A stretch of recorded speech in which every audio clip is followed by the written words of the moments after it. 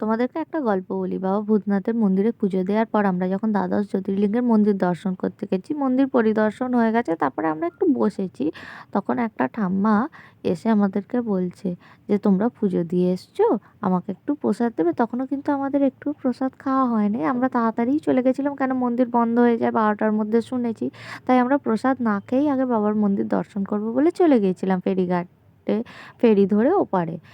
তখন ওই ঠাম্মাটা যখন বলছিল যে আমাকে একটুখানি প্রসাদ দেবে, একটুখানি দিলেই হবে, যেন মনে হচ্ছিল যে ভগবানই কোনো এক স্বরূপে এসে ছলনা করছে। বাস্তবে কিন্তু আমাদের সকলের মধ্যেই ভগবান আছে।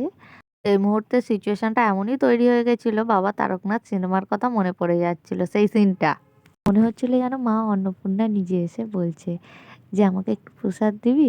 সে বাবা তারকনাথের যে সিনেমাটায় যখন সিনটা দেখিয়েছিল না, সেই সিনটার কথা মনে পড়ে যাচ্ছে এখন বলতে বলতে।